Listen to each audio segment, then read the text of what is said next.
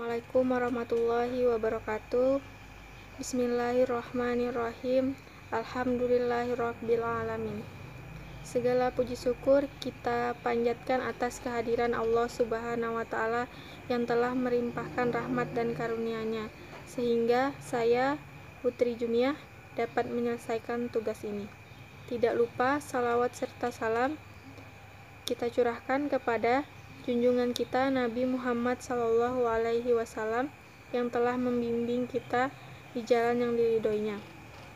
Tugas ini disusun dengan tujuan memperluas dan menambah wawasan kita semua mengenai unsur-unsur konstitusi Pancasila dan untuk memenuhi tugas mata kuliah Pancasila. Tak lupa saya ucapkan terima kasih kepada Bapak Muhammad Salih S.Sos. I.M.Pd selaku dosen pengampu mata kuliah Pancasila yang telah memberikan tugas ini kepada saya. Semoga tugas ini bermanfaat bagi kita semua dan bagi saya sendiri. Saya selaku penyusun meminta maaf apabila banyak kesalahan. Langsung saja kita ke materi pertama, yaitu unsur-unsur konstitusi Pancasila. Adapun unsur-unsur dari konstitusi yang sangat penting dan bisa kalian pelajari. Yang pertama, unsur ini juga merupakan salah satu komponen pembentuk konstitusi agar dapat diterima oleh masyarakat Indonesia. Adapun unsur-unsur konstitusi menurut para ahli hingga menuju pada sebuah kesimpulan mengenai unsur-unsur konstitusi di Indonesia sendiri. Dan berikut penjelasannya. Konstitusi merupakan salah satu bentuk perjanjian masyarakat sebagai kontrak sosial. Dan selanjutnya, konstitusi merupakan sebuah dokumen yang dapat menjamin hak asasi manusia. Yang ketiga, konstitusi merupakan salah satu forma regimenis atau kerangka pembangunan pemerintahan. Yang selanjutnya, unsur konstitusi menurut Sri Sumantri. Yang pertama, konstitusi mengatur perlindungan HAM dan warga negara. Yang kedua, konstitusi mengatur bentuk ketatanegaraan sebagai dasar negara. Yang ketiga, konstitusi menjadi pembatas dan pembagian tugas dasar dalam ketatanegaraan. Unsur konstitusi menurut C.F. Strong. Yang pertama, konstitusi memuat cara mengatur berbagai macam institusi. Yang kedua, konstitusi memuat berbagai macam kekuasaan kepada institusi. Yang ketiga, konstitusi memuat strategi dalam pelaksanaannya. Dan selanjutnya, unsur konstitusi berdasarkan UUD 1945.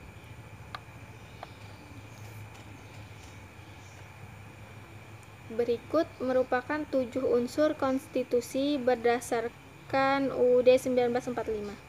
Yang pertama, unsur hukum. Semua kegiatan serta perilaku warga negara tidak boleh menyimpang dari hukum dan UUD 1945. Yang kedua, unsur sistem konstitusi.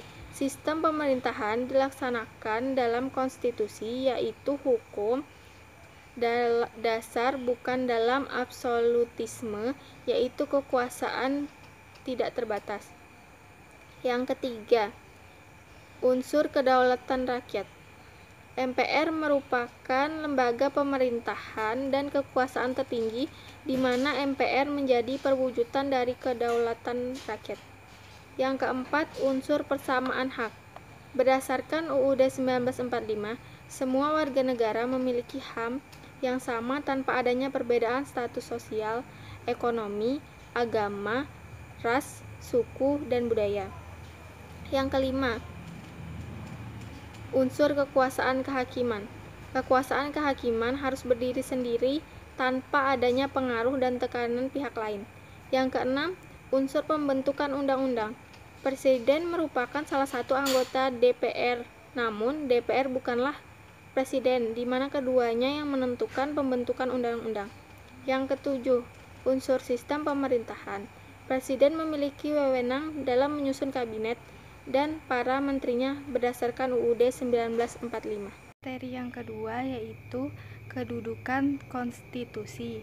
Konstitusi menempati kedudukan yang sangat penting dalam ketatanegaraan, karena konstitusi menjadi barometer kehidupan bernegara dan berbangsa yang syarat bukti sejarah digariskan oleh The Founding Fathers serta memberikan arahan kepada generasi penerus bangsa dalam menjalankan negara yang mereka pimpin. Bagi penyelenggara negara ataupun masyarakat dalam suatu sistem ketatanegaraan, kedudukan konstitusi dapat disebut sebagai hukum dasar karena konstitusi terdapat aturan-aturan pokok mengenai penyelenggaraan negara sebagai suatu badan dan lembaga pemerintah yang memberikan kekuasaan serta adanya suatu bentuk atau prosedur penggunaan kekuasaan tersebut kepada badan-badan pemerintah. Yang kedua, hukum tertinggi. Hal ini karena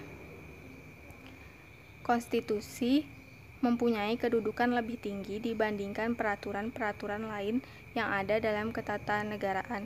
Maka dari itu, aturan yang tingkatnya berada di bawah konstitusi tidak akan dan tidak boleh bertentangan dan tentunya tetap harus sesuai dengan aturan yang ada dalam konstitusi. Materi yang ketiga yaitu sifat dan jenis-jenis konstitusi. Sifat pokok UUD negara ini ialah fleksibel dan rigid. Fleksibel jika UUD itu memungkinkan suatu perubahan sewaktu-waktu sesuai dengan perkembangan zaman. Rigid apabila UUD tersebut sulit untuk diubah kapanpun. Macam-macam jenis konstitusi yang mencakup. Yang pertama, konstitusi fleksibel. Konstitusi fleksibel yaitu salah satu sifat konstitusi yang bisa dengan mudah diubah. Beberapa manfaat dari sifat konstitusi fleksibel ini yaitu kemampuannya untuk berubah dengan mudah sesuai dengan perubahan dalam lingkungan sosial, politik, dan negara. Yang kedua, sangat membantu dalam memenuhi keadaan darurat karena bisa dengan mudah diubah. Yang ketiga, karena sifatnya dinamis, ada sedikit kesempatan untuk memberontak. Yang keempat, konstitusi mempunyai kemampuan untuk mengikuti perkembangan zaman hingga rakyat tidak merasakan kebutuhan akan perubahan revolusioner. Kekurangan dari sifat fleksibel ini, yang pertama, sumber ketidakstabilan fleksibilitas memungkinkan pemerintah yang berkuasa untuk memberikan pakaian dan konten yang diinginkan. Yang kedua, tidak cocok untuk federasi. Karena dalam sebuah federasi, konstitusi yang fleksibel bisa menyebabkan perubahan yang tidak diinginkan dalam konstitusi oleh pemerintah federal atau oleh pemerintah unit federasi. Yang kedua, konstitusi kaku. Sifat konstitusi kaku itu salah satu konstitusi yang tidak bisa dengan mudah diubah oleh siapapun dan dimanapun. Manfaat dari sifat konstitusi kaku ini adalah konstitusi kaku yaitu sumber stabilitas dalam administrasi. Yang kedua, bisa mempertahankan kontinuitas dalam administrasi. Yang ketiga, tidak bisa jadi alat di tangan partai yang menjalankan kekuasaan negara pada waktu tertentu. Yang keempat, mencegah latihan autokratis dari kekuasaan oleh pemerintah. Ada beberapa kekurangan juga dari konstitusi kaku ini, yaitu kekecewaan utama dari konstitusi kaku yaitu jika gagal mengimbangi dengan lingkungan sosial yang berubah dengan cepat. Yang kedua, karena ketidakmampuannya untuk berubah dengan mudah kadang-kadang dan menghambat proses pembangunan sosial. Yang ketiga, bisa menjadi sumber rintangan selama keadaan darurat. Yang keempat, ketidakmampuannya untuk berubah dengan mudah menyebabkan pemberontakan melawan pemerintah. Yang kelima, konstitusi kaku bisa jadi sumber konservatif. Ini bisa jadi tua segera karena tidak bisa mengikuti waktu. Yang ketiga, konstitusi tertulis. Konstitusi tertulis adalah konstitusi yang ditulis dalam bentuk buku atau serangkai dokumen yang digabungkan dalam bentuk buku. Yang keempat, konstitusi tidak tertulis. Konstitusi tidak tertulis merupakan salah satu yang tidak disusun atau disahkan oleh majelis konstituente dan bahkan tidak ditulis dalam bentuk buku. perbedaan konstitusi tertulis dan tidak tertulis, yaitu konstitusi tertulis ditulis dalam bentuk buku, sedangkan konstitusi tidak tertulis itu tidak ditulis dalam bentuk buku. Yang kedua, konstitusi tertulis dibuat dan disahkan oleh majelis, sedangkan konstitusi tidak tertulis itu tidak pernah ditulis oleh majelis manapun. Yang ketiga, konstitusi tertulis biasanya kurang fleksibel daripada konstitusi yang tidak tertulis, sedangkan konstitusi yang tidak tertulis sangat bergantung pada peraturan atau konvensi tidak tertulis yang tidak memerlukan amandemen resmi. Yang keempat, konstitusi tertulis itu pasti ketentuannya bisa dikutip untuk mendukung atau menentang kekuatan apapun yang dilakukan oleh pemerintah, sedangkan konstitusi tidak tertulis itu tidak bisa diproduksi sebagai bukti. Itu harus dibuktikan dengan mengutip sumber dan praktiknya. Yang kelima, konstitusi unitaris atau konstitusi negara kesatuan. Ini disebut konstitusi unitaris jika pembagian kekuasaan antara pemerintah pusat dan daerah tidak sama dan tidak setara, dan kekuasaan pusat adalah kekuatan yang menonjol. Yang keenam, konstitusi federalis. Jika kekuasaan dibagi antara pemerintah pusat dan pemerintah negara bagian di suatu negara sedemikian rupa, maka setiap pemerintah negara bebas dari campur tangan satu sama lain dan hubungannya sendiri, serta hubungan pemerintah negara bagian dengan pusat. Pemerintahan pusat memiliki kekuatan dan kebebasan sendiri di bidangnya sendiri dan bebas dari pengawasan pemerintah negara bagian, dan sebaliknya kekuatan yang ada sama dan sama. Yang ketujuh, konstitusi konfederasi adalah bentuk serikat buruh dari negara berdaulat, namun kedaulatannya masih dipegang oleh negara yang bersangkutan. Materi yang keempat yaitu tujuan dan fungsi konstitusi. Fungsi konstitusi secara umum, yang pertama, membatasi kekuasaan pemerintah agar tidak terjadi kewenang-kewenangan yang dapat dilakukan oleh pemerintah, sehingga hak-hak bagi warga negara dapat terlindungi dan tersalurkan. Yang kedua, sebagai piagam kelahiran suatu negara. Yang ketiga, sebagai hukum tertinggi. Yang keempat, sebagai alat membatasi kekuasaan. Yang kelima, sebagai identitas nasional dan lambang. Yang keenam, sebagai pelindung hak asasi manusia dan kebebasan warga suatu negara. Selain fungsi, konstitusi juga mempunyai tujuan, yaitu ada 3 tujuannya. Yang pertama, bertujuan untuk memberikan pembatasan sekaligus pengawasan terhadap kekuasaan politik. Tujuan ini berfungsi untuk membatasi kekuasaan penguasa sehingga tidak melakukan tindakan yang merugikan masyarakat banyak.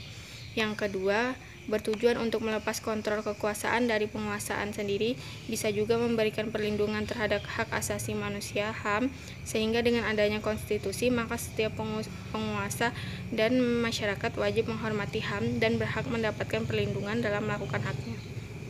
Yang ketiga, memberikan batasan-batasan ketetapan bagi para penguasa dalam menjalankan kekuasaannya. Selain memberikan batasan-batasan untuk penguasa dalam menjalankan kekuasaannya, hal ini juga bertujuan untuk memberikan pedoman bagi penyelenggara negara agar negara dapat berdiri kokoh. Materi yang kelima yaitu nilai-nilai konstitusi. Karl Lowenstein dalam bukunya Reflection on the Value of Constitution membedakan 3 macam nilai konstitusi atau the value of the Constitution dengan didasarkan pada realitas kekuasaan, yaitu yang pertama, normatif value atau nilai normatif. Yang kedua, nominal value atau nilai nominal. Yang ketiga, semiotikal value atau nilai semiotik.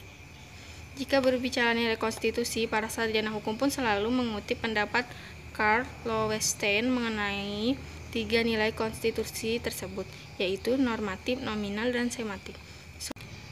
Baik, sekian materi dari saya. Wassalamualaikum warahmatullahi wabarakatuh.